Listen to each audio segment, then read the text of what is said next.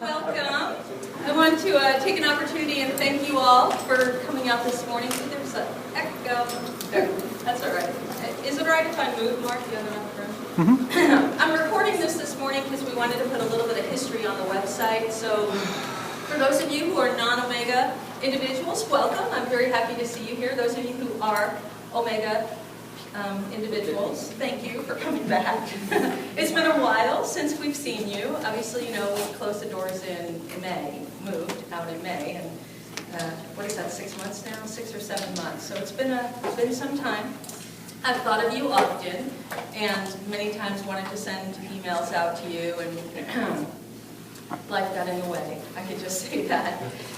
When it came to the idea of coming up, well, as you know, I sent out a newsletter a few months ago when we talked about the holidays and welcoming the holidays and how much I would miss not doing a New Year's event, because we've done this for 15, 16 years now, and I couldn't imagine not doing it. So I mulled it over a little bit, and then of course I talked to Nicole, and she's like, well, you know, there's a space next to my studio that we could use, and so it kind of just came together quite well, and so I'm grateful. This is a nice area. I like this. It's nice and bright, at least, in here. So, what I wanted to do, I'm sorry for those of you who don't know me, my name is Anne Marie. I'm the director of Omega Vector. I wanted to take a moment and just do a brief history of Omega, and then I'm going to have Nicole come up here. She's going to talk about and then I'll come back and do our traditional numbers, like the year 2015 adds to number 8. So I'm going to give you a little overview of an 8. If those of you who remember, I'm an 8. So this is my year, so watch out. Now, Omega Vector started in 1978. George Geyer was the gentleman who created it. He went to a program about self-knowledge, self-improvement. Back in the 70s, this was the big thing, you know, the self-improvement. He really liked it, but he didn't like the idea that there was money involved in it. He thought that knowledge should be given for free.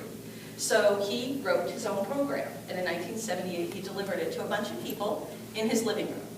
And those people loved it so much they invited friends, so the next weekend they did it again, and then those friends invited friends, and so on and so forth.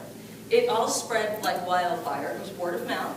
There was no advertising. As a matter of fact, we still don't have any advertising. The closest thing we have to advertising is our website and a Facebook page that I don't even know how to run. And Kim so graciously has taken over doing that for me. And we have those little coupon cards we used to give out, a free program, you know, you give a card. It's funny how people would see a free program, well, what's the catch? Like that, it's the first reactive thing. What do you mean it's free? What's the hook? When's the money coming in? We never did. And so we've proven ourselves for 24 years now. I'm sorry, 24 years for me, 34 years now. It's been around for 34 years. So when George did the program and the people liked it, he continued developing different types of programs. So he did it Omega 1, did Omega 2, Omega 3. He created study groups. So the study groups were different. They were year-long courses, and sometimes up to 500 people. We'd have to be in hotels to support all the individuals who came in. We did Monday night workshops. We've done teen programs, which I eventually began running the teen programs for the teens, obviously. We've been across the country, Florida, California, Canada. We've been up in Canada, so it really did spread. During the course of doing the program, one time in 1982, I think it was, in May of 1982, George closed the program down for the first time.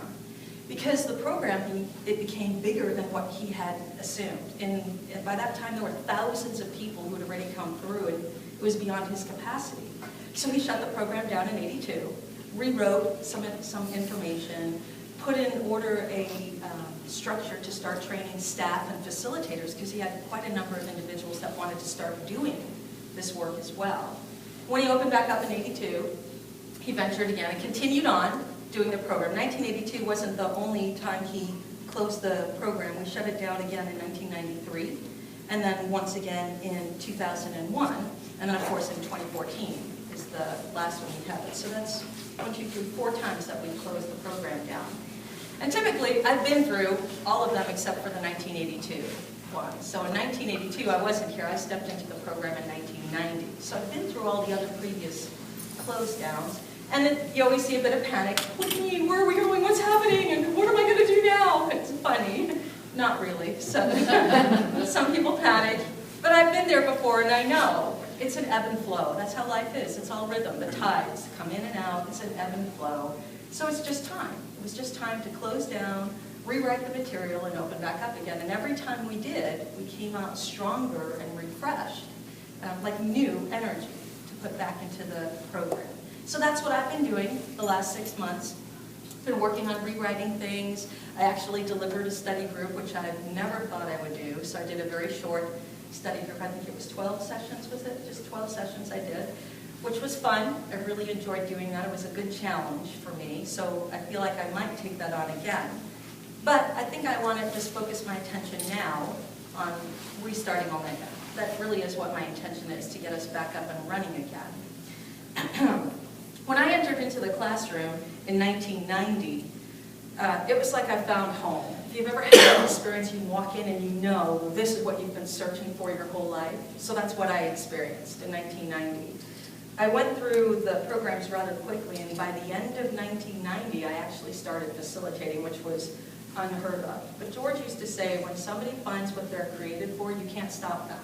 And I kind of just zipped right through and just, this work called to me, or I called to it, whatever you want to say it is. It's me. I found it, it found me. The same with Nicole. I remember when Nicole first came through, little young punky teenager. But one of the things I love about Nicole is she started facilitated training when she was 16 years old. When I went to her high school graduation, after she graduated, as soon as she got off down from the stage, she goes, "Can I call George? I want to make an appointment and talk to him." And we'll start facilitating. What high school teenager thinks of things like that? So I feel very blessed that I've been in the life experience of Nicole in Omega as well. So when it came to Omega, back in the 90s, when I first started, there was a training every weekend, and sometimes 2 trainings happening at the same time on the weekend because we had so many people wanting to come through. And that was always funny because if George happened to be delivering one of the programs and the participants found out George was in one room, they wouldn't go to the room they were assigned to. They'd sneak into George's room because they wanted to be in George's training. So I always felt bad for the other facilitator. We kind of, as the staff, we kind of said, "No, you got to go in this one over here." It was quite a lively and very energetic program back then.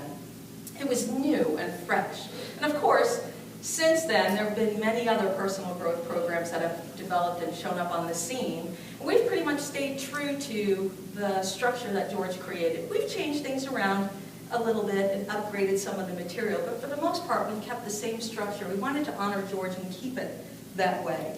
I remember when I first started staffing, I staffed 9 weekends in a row, and back then it was Wednesday through Sunday. So it was a Wednesday night, Thursday night, Friday night, all day Saturday, and all day Sunday. I did 9 of those in a row, but that was not uncommon. That when you love doing the work, we had over 350 staff members at one time. All of this is volunteer, by the way. George really felt like he didn't want to taint the work by paying someone, because you know, if money gets involved with salary, then there's ulterior motives at times. So we kept it clean. So it's run by volunteers. We are completely donation-based. We have no grants, no rich benefactors. It's all just by donations. George had the philosophy of being unattached. If the people and the money, if the money stopped coming in, we'd move to somebody's living room or an empty space.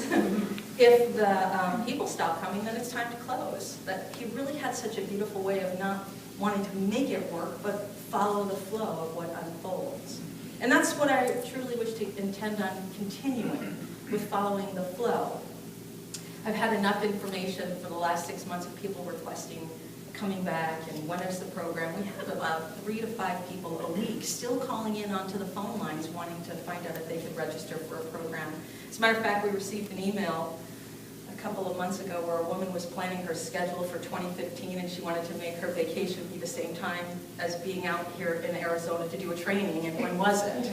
And her daughters who are living here, like they're, I think that's beautiful. That always touches my heart. Here we have 3 people from across the country want to come to Arizona to do the vacation, to do an Omega Vector program. I think that states how valuable and beautiful the work can be.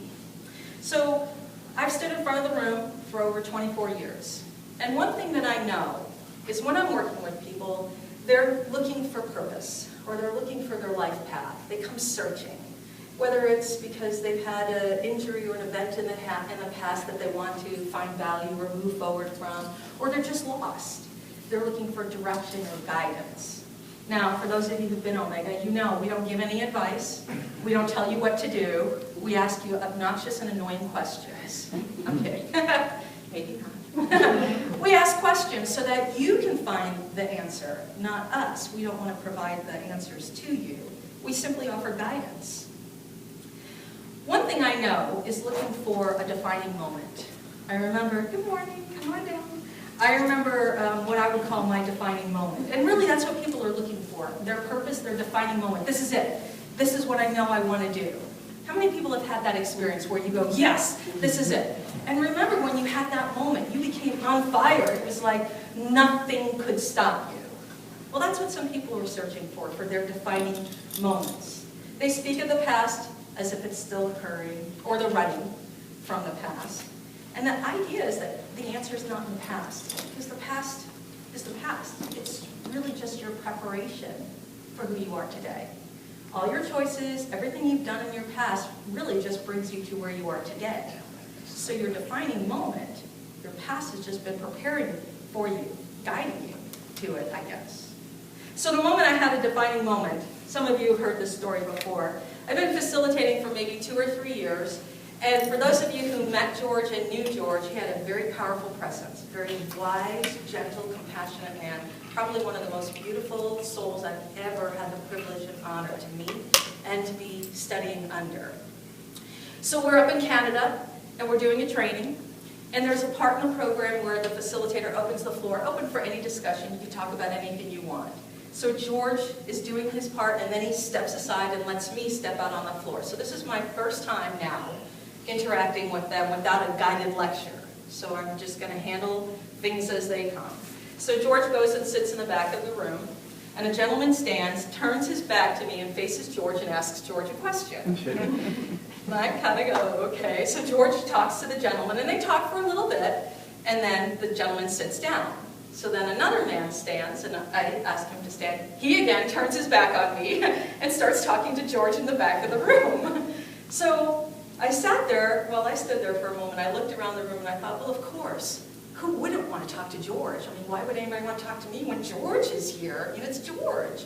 So I kind of just shrugged my shoulders and I went to the facilitator chair and I sat down.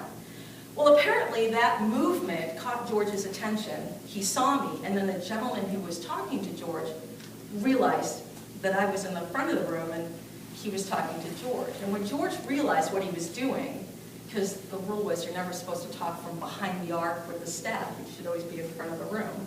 When he realized it, he stopped speaking. He just looked at me and nodded.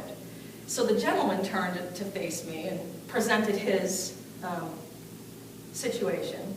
It was very logical. He built a case for the problem that he had. And I remembered that on 2 days prior, he had mentioned he was a lawyer. So as he presents his very logical case, the first thing I said to him was, "You're the lawyer, aren't you?" And everybody cracked up laughing, and I didn't mean to be funny. I just wanted to reiterate the idea that he's being very logical about a very heartfelt situation. You can't solve the heart with your head. That's when I came into my own. I remember at that moment, when that gentleman turned, and again, I cannot explain it, but I know, and you know when you have defining moments. It was that moment that I went from being called a facilitator to becoming a facilitator.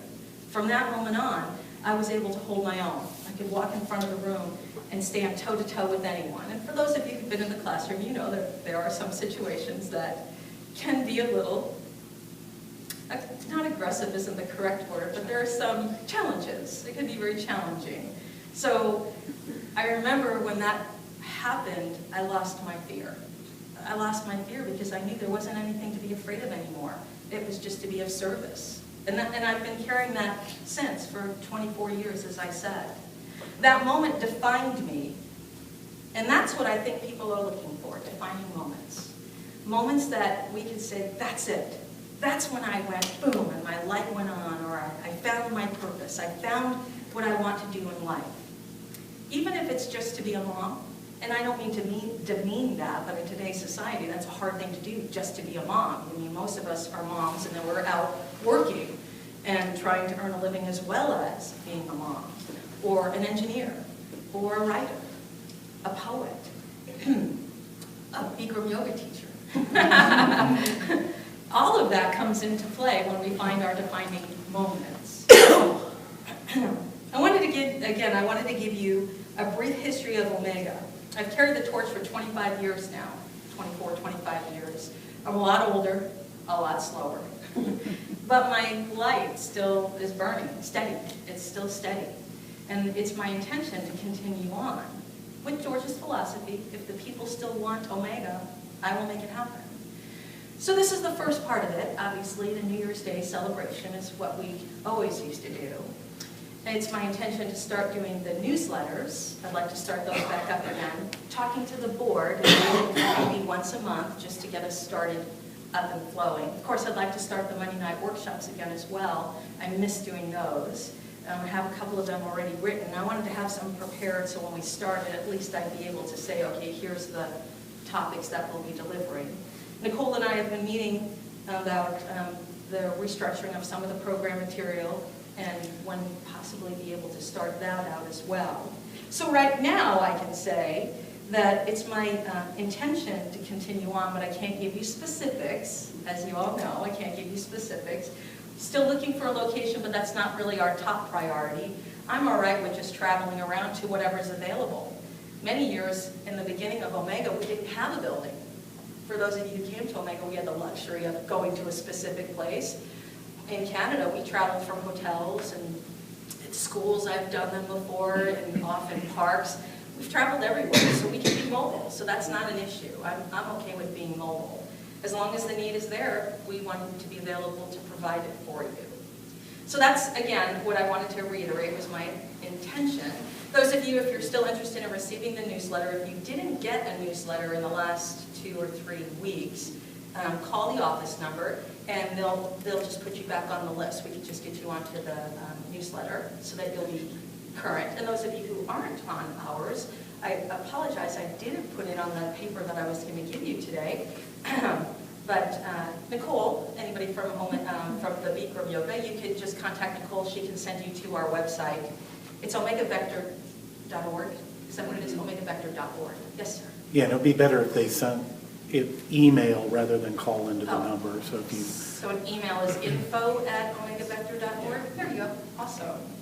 Well, thank you. That's all I really wanted to mention about the history of Omega.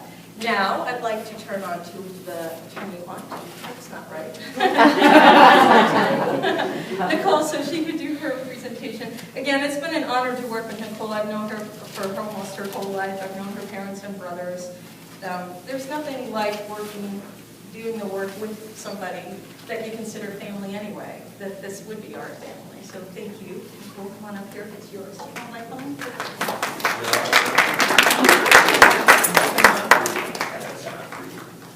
Well, Happy New Year. Happy New Year.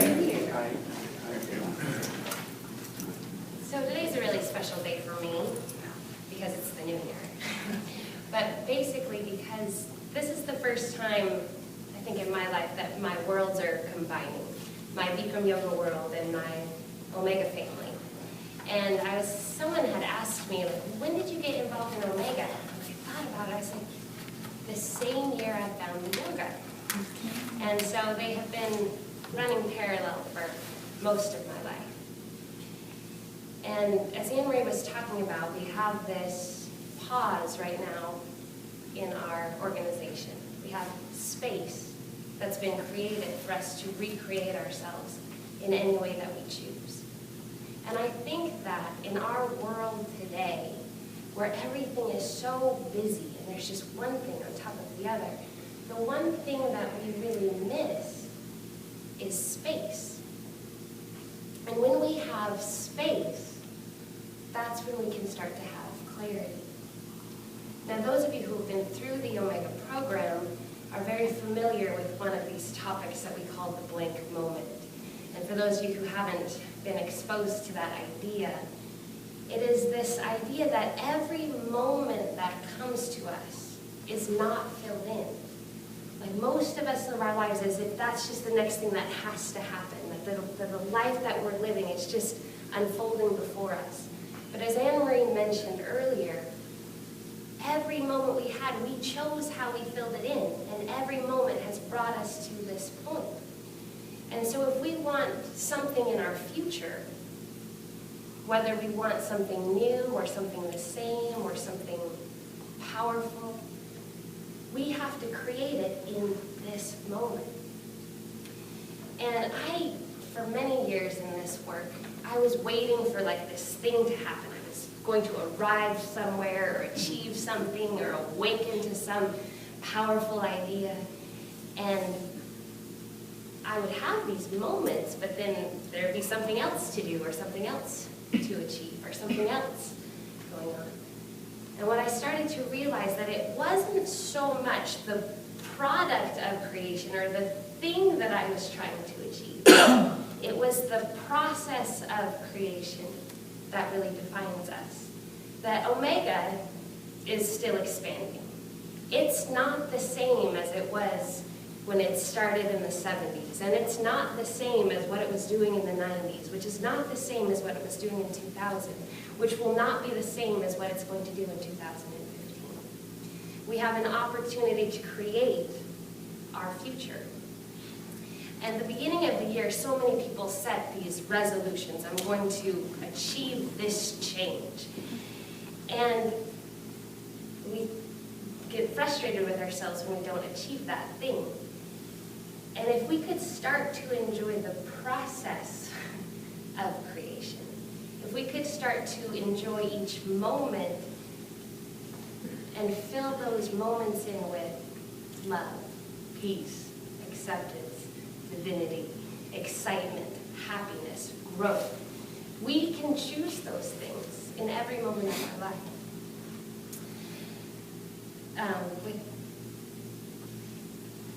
I always get choked up when we start talking about George. I think I miss him every day, as many of you do.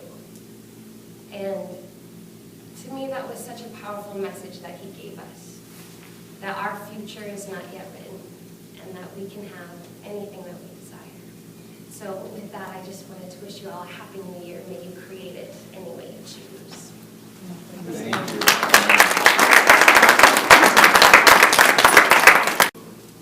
I just wanted to mention my New Year's resolution was giving up Starbucks.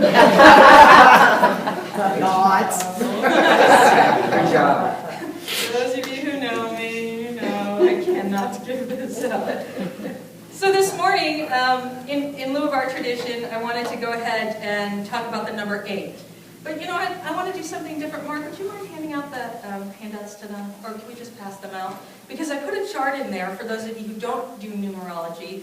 There's a chart in there that gives you the numbers and the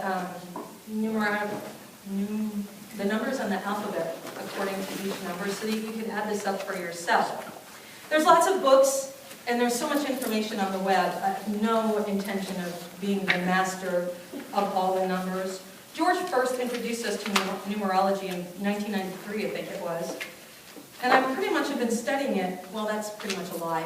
I've only looked at number 8 because it's the most important one. The rest of it, who cares? But number 8 is the one that I really I'm very quite familiar with. In 2006, when George delivered the lecture, he really, for those of you who are here for that one, he really made a mockery of me. Because I am an 8, and we are a very strong personality. So just a little bit right there on the front, you'll see I put the chart out there for you. It's the numbers 1, 2, 3, 4, 5, 6, 7, 8, 9, and then of course the alphabet assigned to each number on that. So when you, at your leisure, if you feel like doing it, if you haven't done this already, you can figure out the numbers for your name as well as for your birth, because both numbers affect you. So your birth number, I put it down a little bit lower, like mine's 5/19/1963, so that totals to a 34, which gives me a 7 for a birth number, and of course my name is an 8. I just wanted you to have that with you at the moment. Now, in numerology, 8 is a very strong number, as I've already alluded to. Most 8s, we end up being leaders. We end up being the ones who are forging forward. We're the ones who are taking the risks. We're the ones who are setting the pace. We don't mind challenges. We actually love challenges. Courageous. Now, of course, I'm not saying I'm this way all the time, just most of the time. But you're courageous. So those of you who end up finding an 8, you'll understand this. But the thing that I love about this, I found this in one of my books, where it said simply that splendor, number 8, represents splendor, power through justice, and the establishment of balance between emotions and intellect. And I think that's very important, especially now. We have so much violence occurring on the planet today. Racial violence especially is happening between the police and individuals.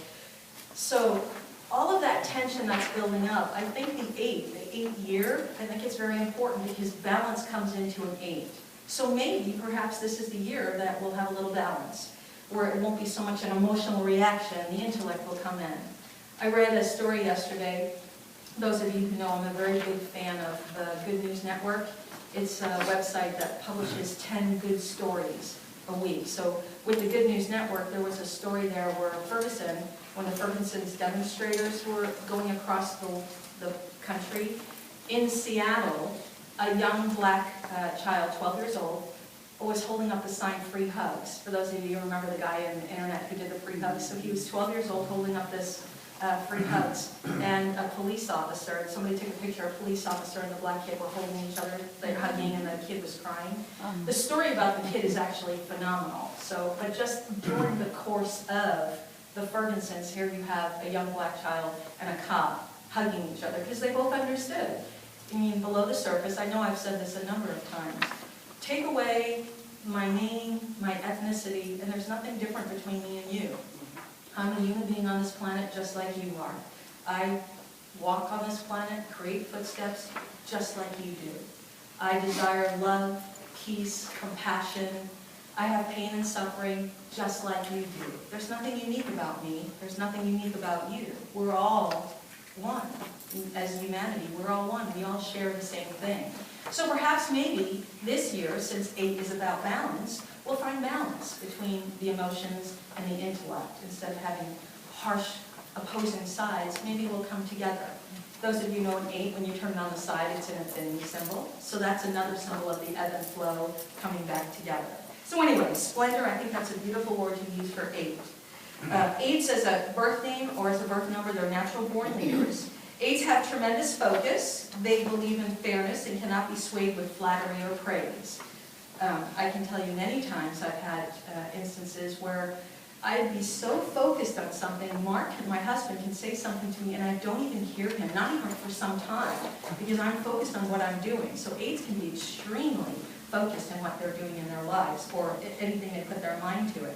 This is why they're great leaders, because they push forward no matter what. They're just going to keep pushing forward and focusing on the goal. They have a good memory. Those of you remember that I have a good memory. It's fading. I'm getting older, so it's not as good as it used to be. But I remember there was a time, there was a gentleman, Geyer, did I say his name, Geyer? He was a facilitator. Him and I used to compete to see who could remember all of the participants' names first. So here we are on the first break, and we're like calling people's names out. I can't even tell you. I can see faces right now, and I might remember all of your names, but I'm not going to. So I'm going to say they have a good memory when they're young. They're able to transform ideas into plans, which is what 8s do. They can see something, turn it into a plan, and put it into action. Often they're very diplomatic and polite, which makes them have the ability to turn enemies into friends. Because we can be very diplomatic, especially in the classroom. For those of you who've seen upset, we know that diplomacy has to come into play. You have to be very diplomatic when you're dealing with individuals. And polite. Some people might not think I'm very polite, but we're also very forward and truthful, so we can be very blunt at times, and that can be quite offensive, so that's why you don't see the polite all the time. 8s are great organizers. I love to organize. Hi, there's some seats up here, some regular seats up here. 8s are great organizers. Those of you who know me, I'm a very organized individual. I love to be organized. They know how to turn the power on and how to keep things moving. So they're the charge forward type of people. Positive words that are for 8s, they're often described as power, authority, organization, strength, trustworthy, courage, they're capable, willpower, and they work for a cause. I would say that's a good definition of me. Then on the negative side, doesn't define me at all, so we'll just skip that. So you have arrogant, straining, overactive, tension, repression, demanding, forceful, impatient, and judgmental. Absolutely. I've been all of those as well. Now, how does this translate into the year 2015, excuse me. I almost lost a year. As a whole, the year totals out to an 8, as I've already said that. So that means the characteristics of an 8 are applicable for the year. Now, I know a bit about numerology, and if you're an 8 in the 8 year, then it matches, but if you're a 6 and you're an 8 year, it changes things for you. So there's no guarantee this is how the world's going to be. I'm not a fortune teller. I can't tell you and periodically break out the... It's only a possibility. I just know that as an 8 year, the possibilities of the 8 characteristics are more prevalent. So we will probably have more power show up, whether the United States be more powerful, or mother or father, or you yourself find more power. It works in families, relationships, cities, and countries, and the world as a whole. Again, I like the idea of splendor. I think that's a beautiful picture. Perhaps we'll have more splendor in this world, more brilliance in the world as well. In 2015, maybe this will be the year that we'll have a great leader emerge. A great leader emerge. And I'm not just talking about just politics. Politics aside, a leader, either a spiritual leader, a family leader, a cultural leader, an economic leader, a green peace person leader. What's the word? Going green is... Environmental, thank you. Environmental leader. Perhaps maybe that will show up and we'll be more conscious and aware, working together more instead of opposing each other. I failed to mention that 8s are also very good at forgiveness. They don't carry grudges at all. I shouldn't say we. 8s don't carry grudges at all. I myself, I'm not an individual that carries grudges. I don't have it within me to be hateful or harmful or reactive. That's not a part of me. I'm quite quick to forgive and move on. And I believe it's probably because of the childhood that I had. It was stay in the moment, move forward, and see what you can do, continue on. But in 2015, this offers us a year of forgiveness, allowing the water to go underneath the bridge. One of my favorite things is, instead of crying over spilt milk, go look for another cow. That's what 8s would do. We don't cry, oh, the milk spilled, just go find another cow. That's what you would do. So maybe that's what's possible this year, is the idea of forgiveness and moving forward. Finding the lessons in the event rather than crying about the event. What can we move forward? I recently read, this was a curious thing. Awareness of an event is not the experience of the event. I'm going to say that again. Awareness that an event happened does not give me the experience of an event. I can be aware that it snowed in Phoenix last night, which it did. In Washington, they had, on the streets in Washington, there was snow and rain coming down. So that's an event. I'm aware of that. But I didn't experience it. So experience is something different. Experience is when I have the knowledge of why things happen, when I have the understanding, the foresight, I can walk away with something. When it becomes a part of me, that's the experience. So this year, in 2015, we have an opportunity to experience, to gain experiences rather than just awarenesses. We can actually begin to implement them in our lives. 2015 may be the year that our enemies become our friends, that we lay down our judgments and we seek our commonalities rather than our differences. We must be careful not to fall to the negative side of the 8s. It's very easy to do. So this requires diligence. Diligence meaning dedicated, continuing forward, being devoted. Capable of nobility, but we're also capable of great destruction, so you have to be careful in an 8. It can go on either side. A sword, if you remember, a sword has 2 sides. It can defend, but it also can cause injury as well. It can protect. So it's my hope that this year, since it's an 8, it's my hope that this year our love of one another would surpass our fear of one another. Because we fear each other. When we first meet individuals, we don't, oh, hi, how are you? And come from a place of love. Most of the time it's okay, who are you, what do you want? Like I said earlier, when we offer a free program, what's the catch? Instead of being grateful that there's something available, we're immediately hesitant. So again, this year, 2015, as I said, it's my hope that our love for one another surpasses our fear of one another. And that's what I'm committed to, I think, if I had to pick a New Year's resolution. Be more committed to finding our commonalities rather than our differences. So like I said, I wanted to give you just a short little introduction on the number 8, and the numbers are right there for you if you want to do your numerology and discover if you are indeed an 8. And there's so much information on the website and on the internet that you can find that I wouldn't even begin to be able to compare myself to. So thank you again for all coming out. I truly appreciate seeing you. Stay as long as you want and chit-chat. There's obviously food and drinks up there. Talk to each other, and yes, sir, did you have a question? Oh. I should open that to the floor. Does anybody have any questions or comments before I release you to go socialize? Thank you for doing this again. Oh, Tammy, you're welcome. It's my pleasure. I'm so moved to see. I'm holding back tears, truly. When Nicole said she misses George every day, I don't have a day that goes by that I don't feel that whole. And that being an 8, that helps me push past that, to remember there's something else to do. You know, honor George by continuing forward. Honor him by doing this and reaching out as many people as we can. So thank you, Tammy. So many years with you. I mean, you are the cornerstone. one of our cornerstones, I would say. All right, before I get too emotional, anyone else? Oh, sorry, darn. Yes. Sorry, That's good. it's my first time, and I just met Nicole actually after Bikram on yesterday or two. Yeah, yesterday I think it was, right? It sounds so interesting, but we don't know anything about it, and I just want to learn a little bit more and not have to just talk someone's ear off later. So can you give me just a little bit more? It sounds so good. So, you're funny. There's a little chuckling because the way that we talk about Omega, we don't tell you anything. Yeah. That's the chuckle. I know I'm in a good place. On the premise, I would just say it's an organization that's dedicated to the expansion, information, knowledge, self-knowledge, to assist individuals to burn their brilliance, to find their purpose. It's a place for people to come of service, because finding a place to be of service is always beneficial for individuals. But mostly I would say expansion, to expand our capacity. George often talked about the distinction between conscious and unconscious, so it's an organization that assists conscious choices, elevation for a higher good. It's not really religious, it's very spiritual, is what I would say. We embrace all religions and all philosophies would be the best. Did I do a good job at defining that? Yes, ma'am. Can anybody add more to that? Anything you'd like to? Previously, it's been like a Thursday night, Friday night, all day Saturday, all day Sunday, so approximately 35 to 40 hours of experiential type training, not... When do I go?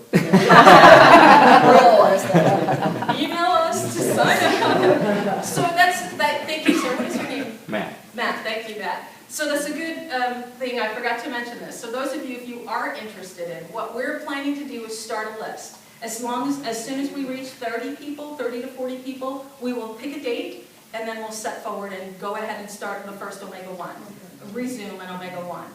And after that, if there's enough individuals, we'll do another Omega 1 until we finally get to where we have enough graduates to do an Omega 2. So those of you who were here last, we had an Omega 1, Omega 2, and the Omega 4 was a different program. It's a 10-day program, more intense. Not 10 days in the classroom, it was just two weekends back to back, and then information to do in the middle, or work to do in the middle. That I'm not planning on starting again for at least a year or so. We need to get a good graduate base to start that back up again. So Matt, if you're interested, go to our website, email us, get on the list, follow our newsletters, and we'll let you know as soon as we have enough people to start taking off. Thank you for that. I totally overlooked that. I apologize. Anything else? Any other questions, comments, or concerns? Yes, Kim. Hi, Jody. Everyone say hi, Jody.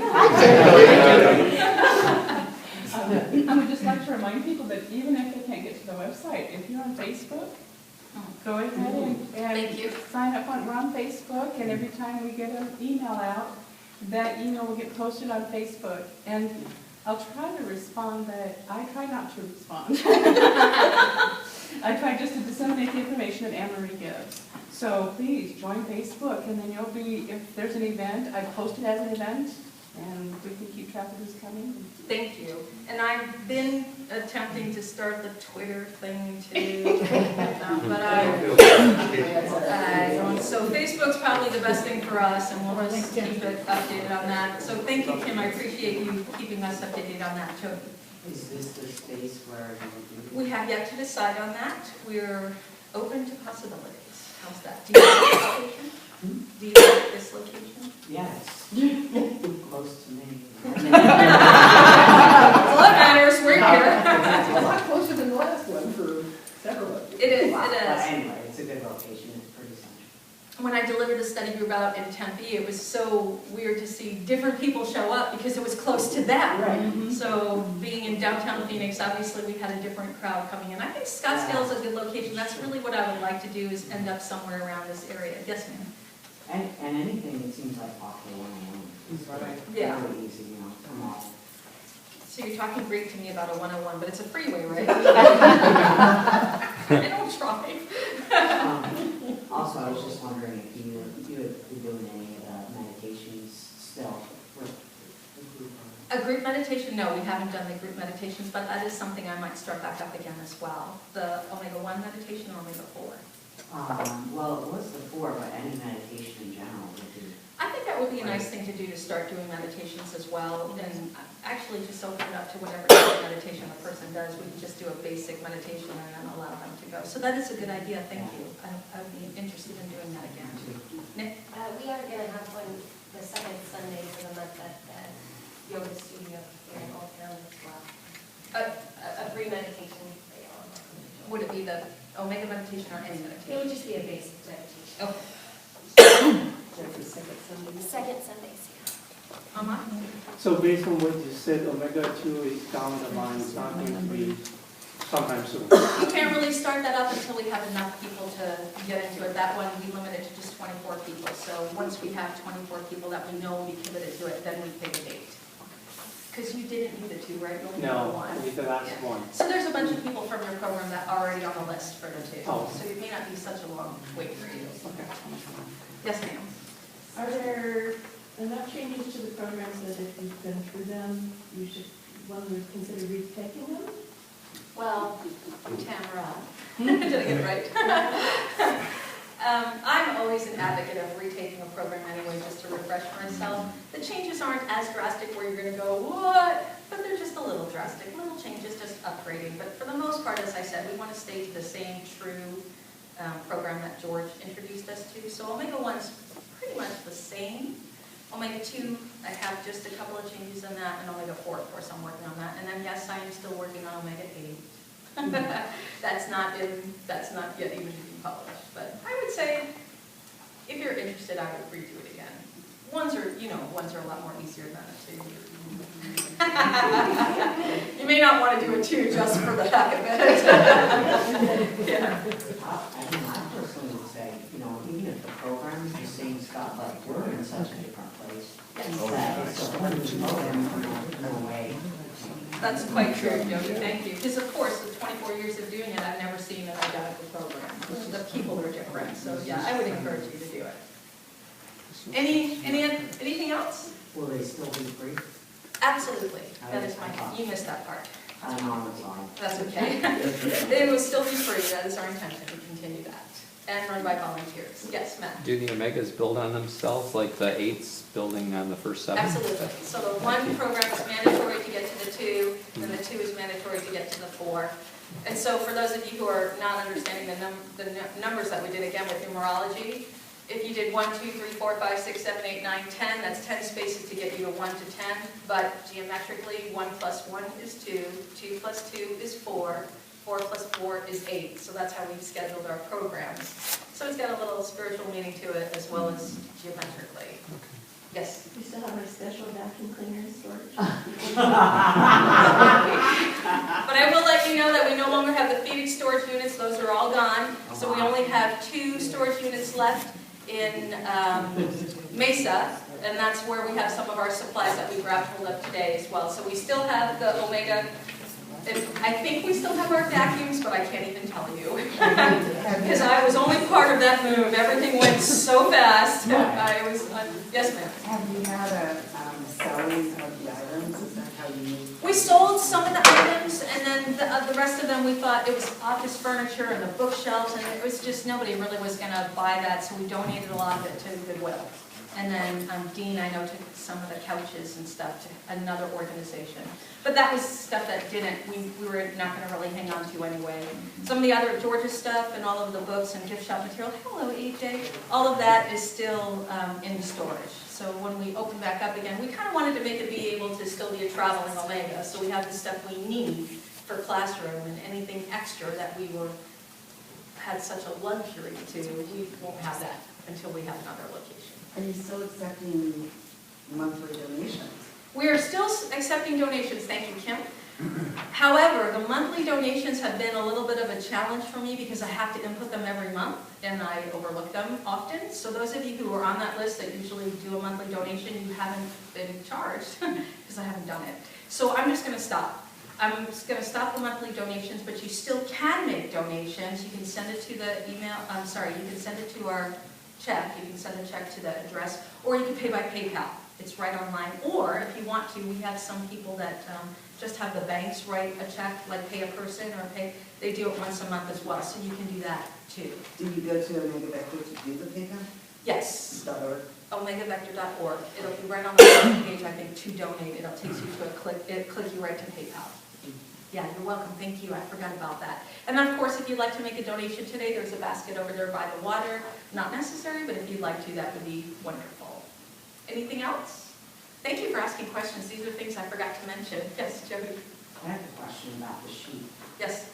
Well, it says you wrote, I recently read about that awareness and events, not a true experience. The experience comes from the knowledge and understanding of the event. So you were talking about that, but I would love to have a little bit of a deeper understanding on it. We can talk about it. I don't want to take up everyone else's time, but come and catch me and we can talk about that. Anything else? Excellent. Well, thank you so much for your attention and your questions. I look forward to seeing you the next time we see each other. So have a wonderful day today.